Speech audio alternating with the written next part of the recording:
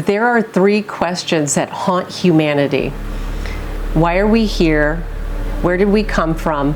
And why do some of us never leave? The answer isn't simple. And I started this investigation into understanding ghosts and spirits that linger. And it led me into attempting to understand the origins of life itself.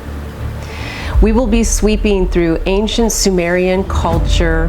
We will look at ghost stories often whispered into the dark, and we will reach deep into the depths of the mysteries of consciousness itself.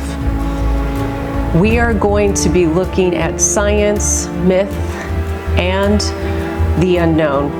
Because sometimes the truth isn't what we've been told. Sometimes it's in the shadows of what's been left out. Some places never let go of the dead. The past writes itself into haunted places where trauma leaves an imprint, and the past is still living.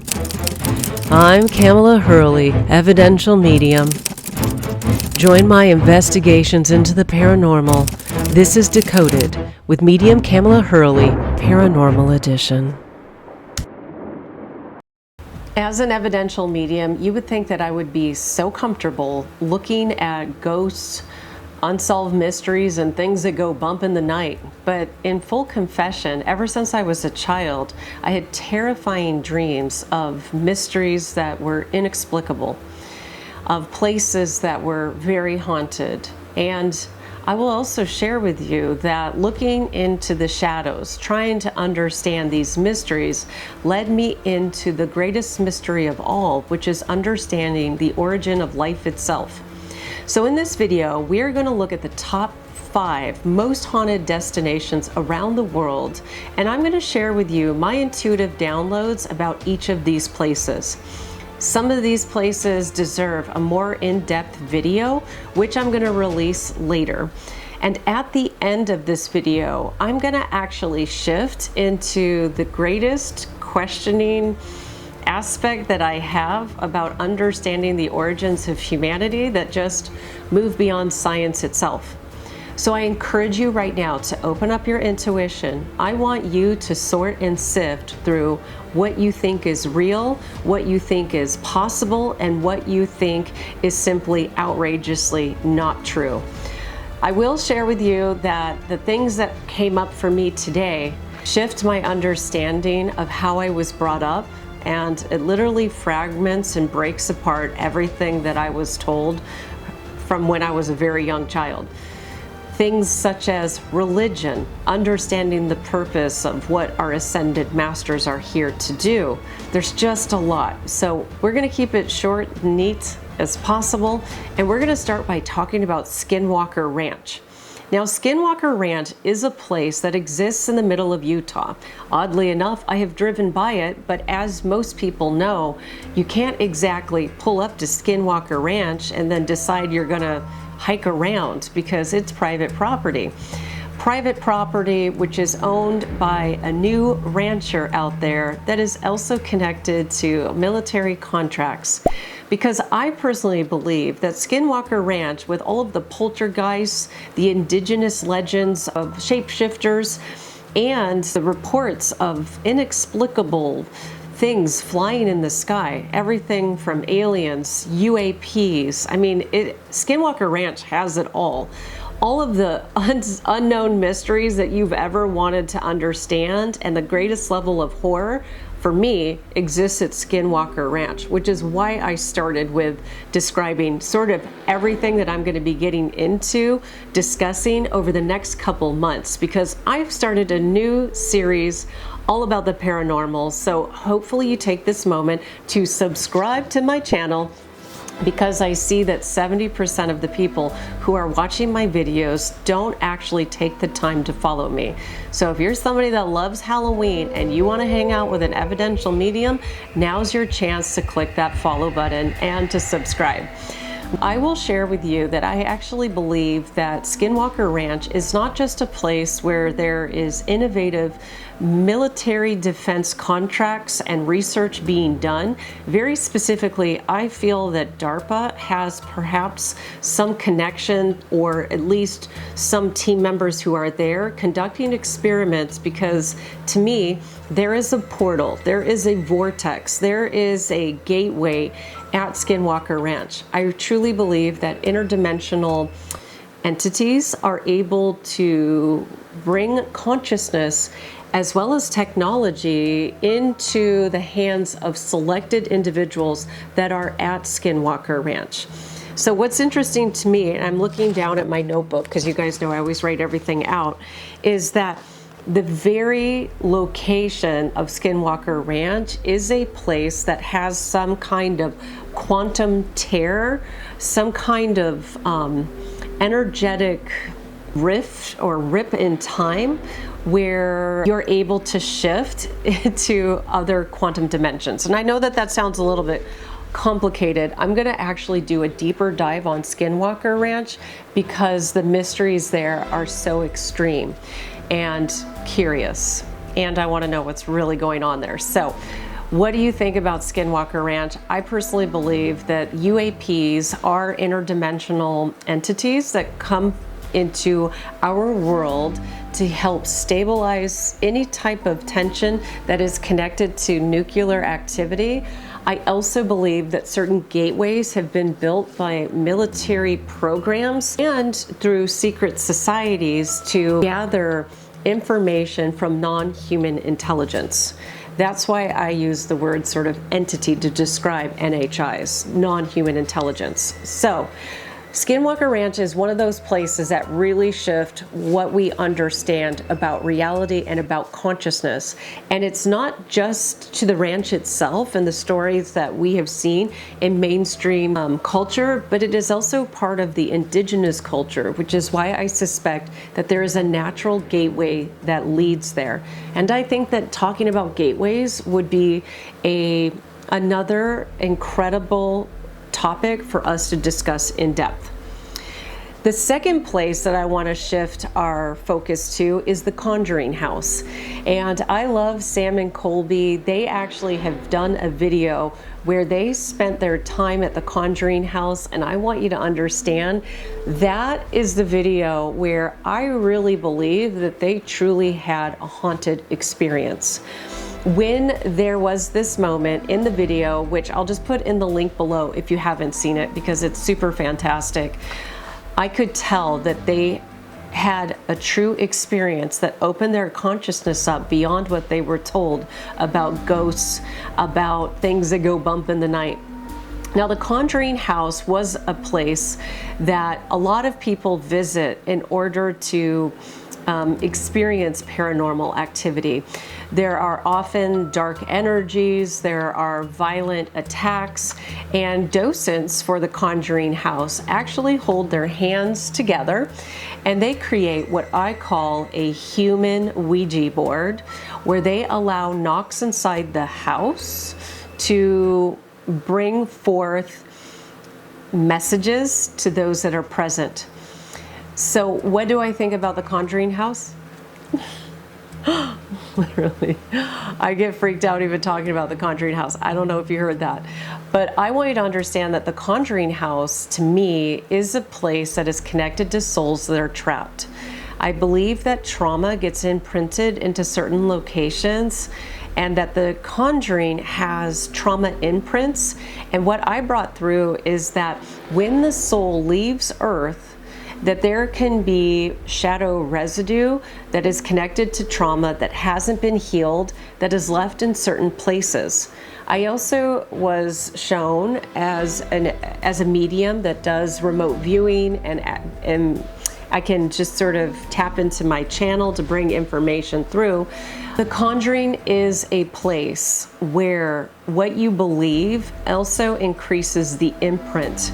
I believe that the Conjuring House is a mirror of fear, and when hundreds of people have gone through the Conjuring House and have experienced firsthand inexplicable activity.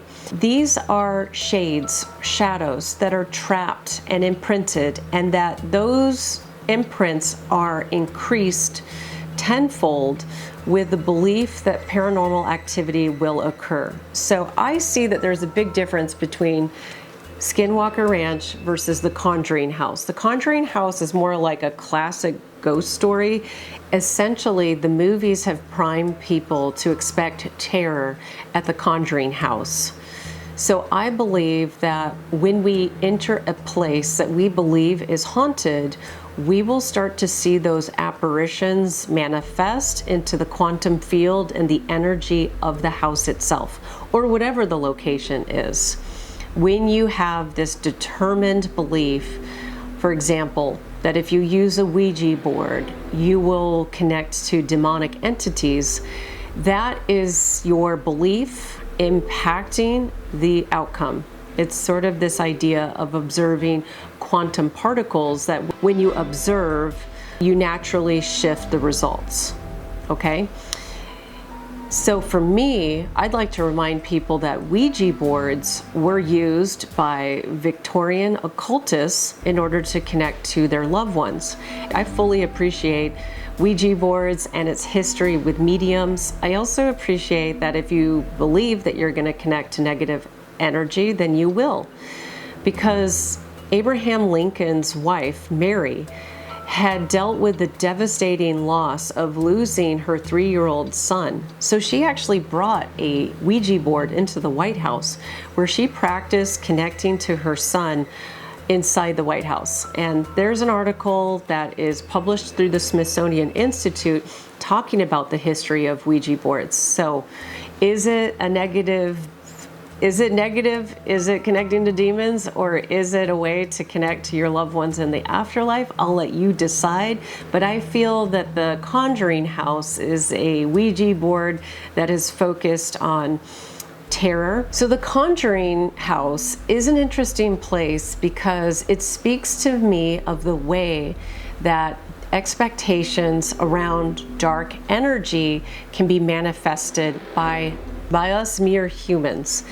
Because the very first family that lived in the Conjuring House was the Perron family. Sorry if I said the name wrong. I'm terrible with saying names. I love you. Let me know in the comments how to say it correctly. But they lived there from 1971 until 1980. And Carolyn and Roger, when they moved into that house, said with their 5 daughters that they immediately started to report and experience disturbing paranormal activity.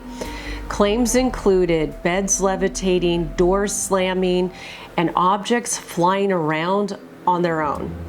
There's also a lot with talking about ghosts being connected to temperature, and so cold spots, foul odors with no apparent source were also part of the immediate claims that the family brought forth about the Conjuring House. They also just straight up said they saw apparitions and figures walking around the house. I mean, some of the family members said that the spirits were harmless, while others said that they were violent and terrifying. I'll let you decide if you think that this family experienced these things, or were they dealing with perhaps health issues, mental health issues.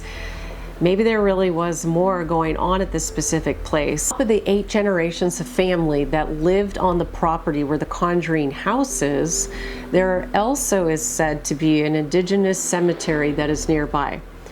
So there's definitely a lot of layers of history that's happening at this Conjuring House located in Rhode Island. But what I will tell you is that there is one woman who lived in the house that was accused of witchcraft and said that she would unalive a small child in order to offer it as some sort of worship to a demonic entity. I will let you know, when I look at the house, I don't see that there was any kind of ritualistic sacrifice that specifically happened there. I actually believe that grief and trauma have imprinted the Conjuring House, leading to a lot of paranormal activity. By the way, I think because of people's expectations for frightening things to happen there, to me, I think the energy is very dense at the Conjuring House. Now, the next place that I want to have us focus on is the Tower of London. That is actually connected to London Bridge, and this is an infamous place where kings and queens and those in between have perished. The Tower of London is a place that was built on betrayal. It was the place where Anne Boleyn literally lost her head, and it is a place that has experienced a lot of human suffering. That being said, I don't feel that the Tower of London is as haunted as people make it out to be. I have actually been to the Tower of London, and it felt more like cultural artifact than it did like a house of terror. That being said, the things that occurred there were terrifying. I mean, it really spoke to the depths of humanity and the way that perhaps the scariest thing that really exists are what people can do in real life to one another. I think that that will forever be more terrifying than ghosts, paranormal activity, and other unexplained mysteries. The history, the trauma, the lack of due process, to me, is actually more terrifying than the location itself. I don't feel that there are too many people that leave the Tower of London feeling as though they have been haunted, but there is this energy of trauma that does linger in the very structure itself. Now, the next place I want to talk about is the catacombs of Paris. I have been to the catacombs of Paris, which is a place that has bones and skulls stacked everywhere because of the plague that hit Paris and not having sufficient cemetery to bury all of the people. When I went to the catacombs for the first time, I gladly paid my fee and then was told to climb down a ladder into the depths of the city and told to very specifically stay on the path and don't wander off, which, by the way, I'm not interested in getting lost in the catacombs or the underworld of Paris. But when I got down there, I was absolutely terrified.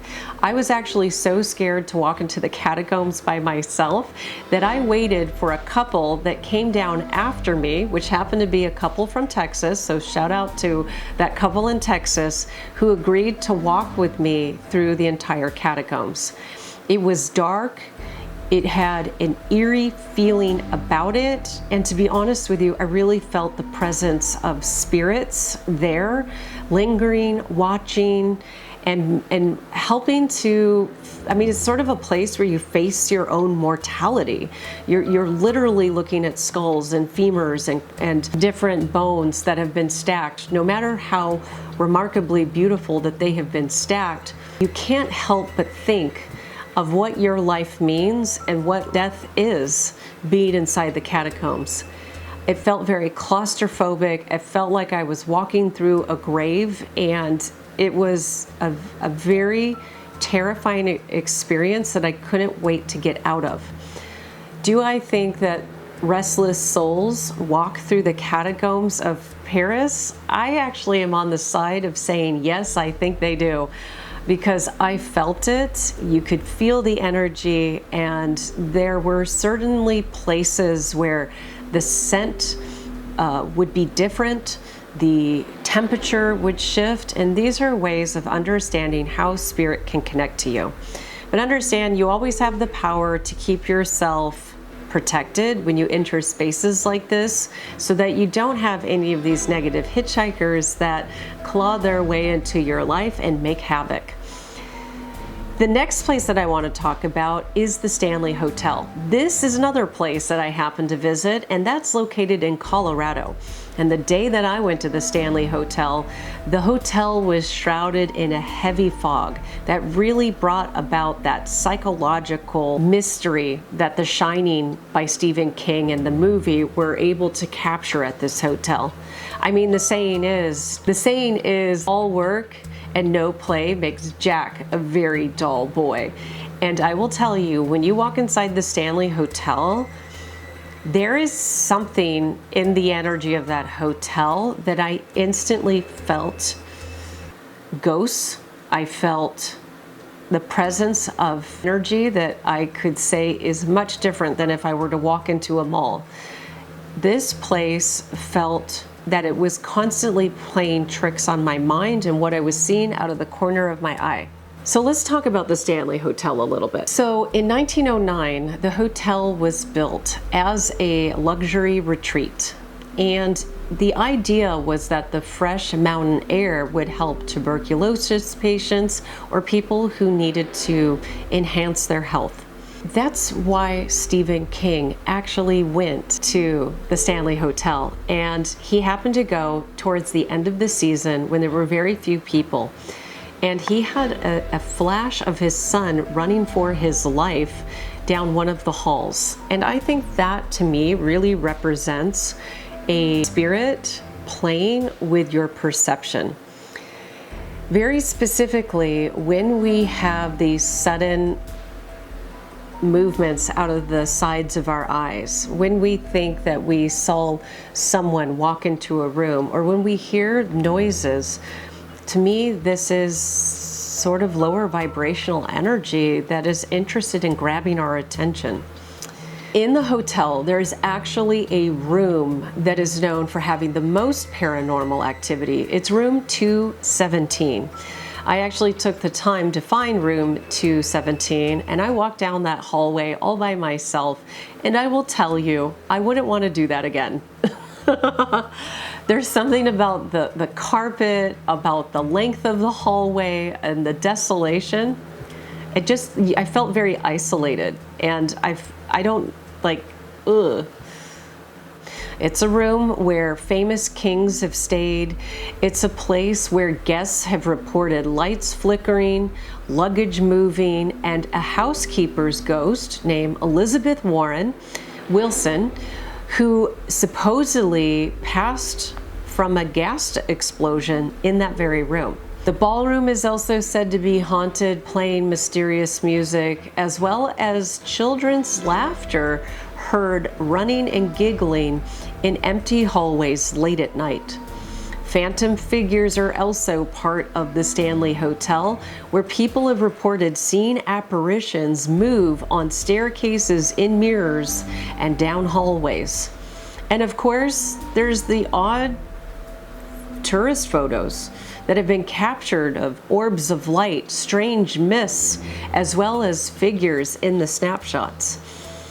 I actually believe that there is an energy at the hotel that lends itself to maybe helping repair your energy, but to me it always felt more like pulling apart what you thought consciousness was. These apparitions are things that I experienced while I was there, and perhaps it is due to the colonialist history, because the Ute indigenous tribe is connected to that land. And so the indigenous people of the area really believed that land had energy. Very specifically, mountains and valleys are alive with spirit, that ancestors, animal guides, and elemental forces shape reality in these certain places. What visitors call hauntings could perhaps be a spirit presence of the land itself. Now, I keep hearing weird knocks. Like, I swear to you, while I'm making this video, I'm getting so hypersensitive to little knocks, little sounds, and this is exactly how talking about the paranormal starts to catch up and play tricks with your mind. So that's why I don't like going into this area so much, because it disrupts my energy and it freaks me out. And because I have the lights set up here, I can't see things so well. So I keep hearing sounds and keep thinking I don't know. It's psychological, just like the Stanley Hotel. Once I took a look at some of the top 5 most haunted destinations around the world and looked at the different types of paranormal activity and the gateways, vortexes that connect to spirit, I downloaded into my notebook some interesting thoughts. The first thing that came through was that our soul is part of a hologram here on Earth. It's why we're here. We are here, our soul is here in our life to train us to become warriors.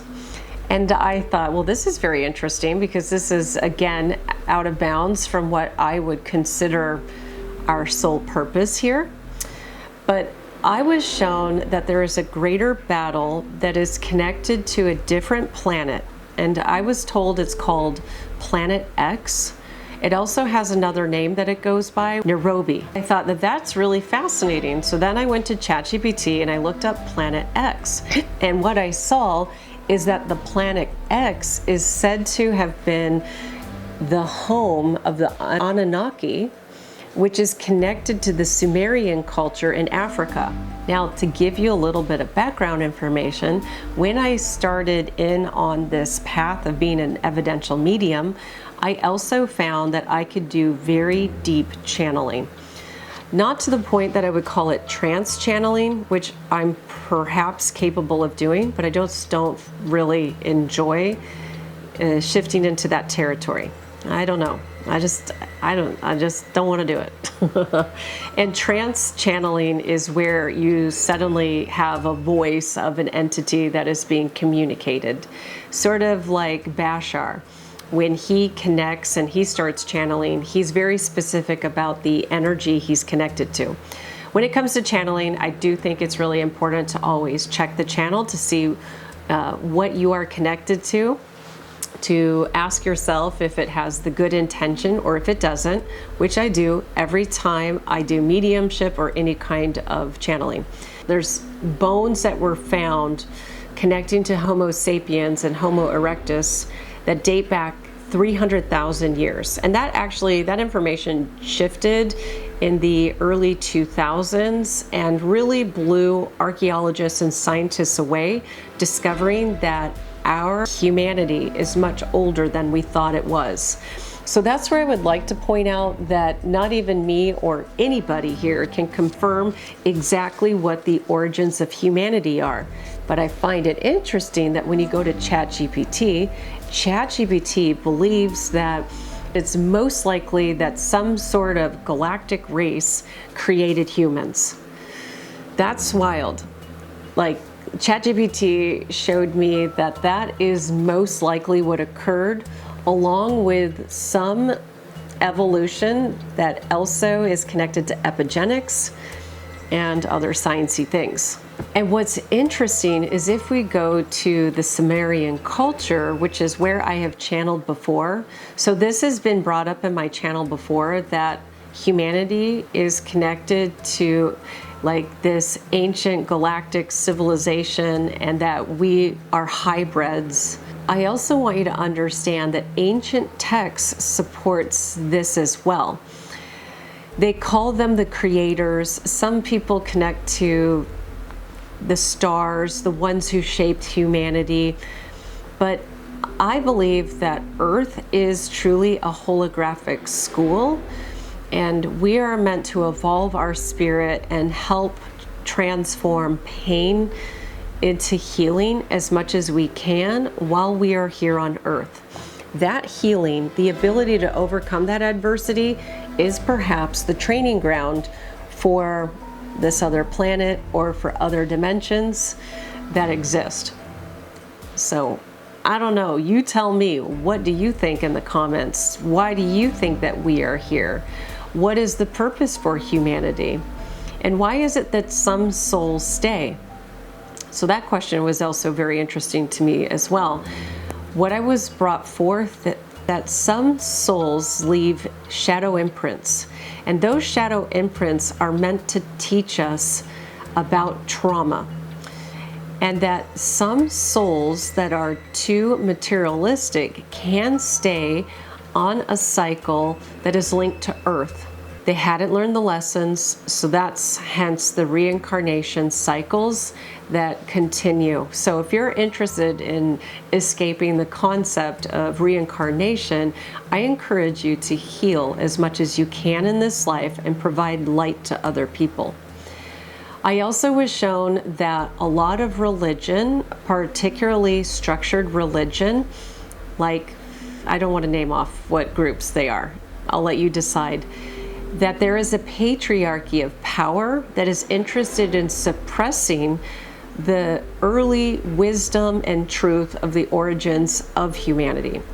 I was shown a very specific religious Christian group that actually has clay tablets that date back beyond what is on public record, and that these are hidden in archives underneath a very famous church.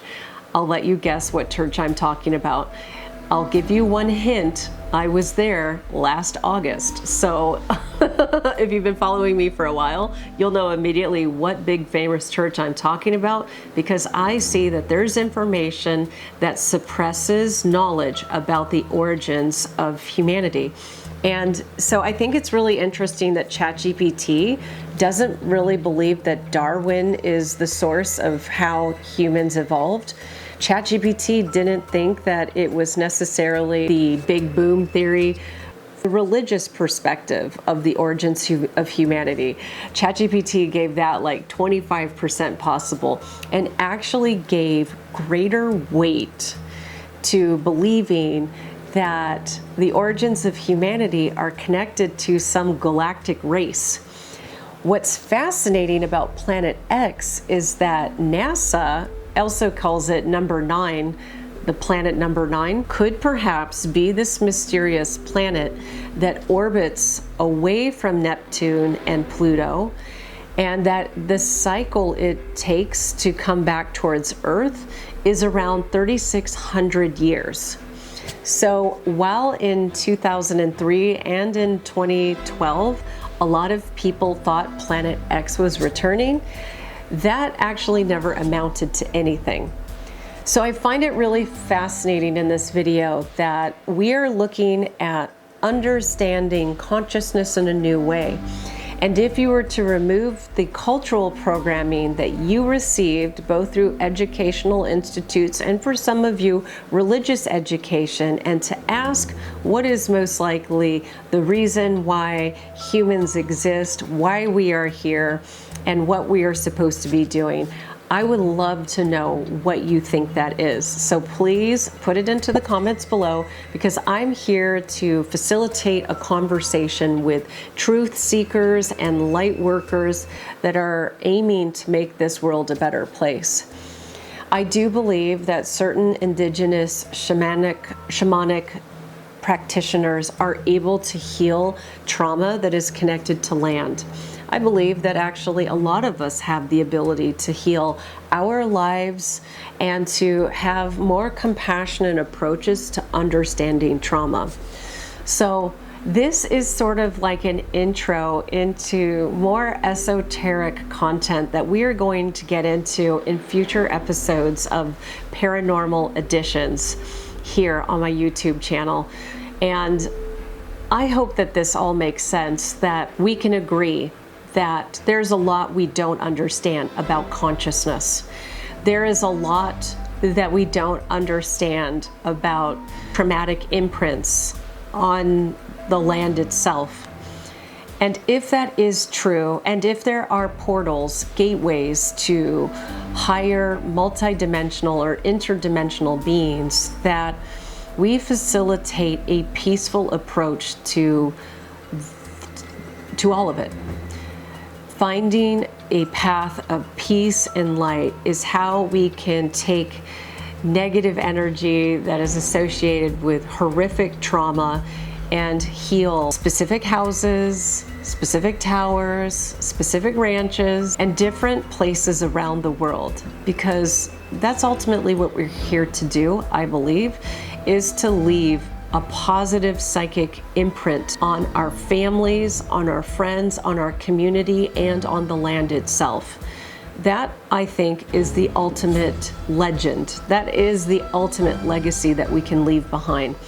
But I'm very interested to know what your thoughts are on this, and if you have any specific requests that you want me to look at between now and Halloween regarding anything paranormal, make sure you put that into the comments. And I think that's it for right now. I'm just going to keep absorbing that Earth is a hologram, and that we are not being punished, we are being trained for a greater battle. I'm here for it, so hopefully you are too.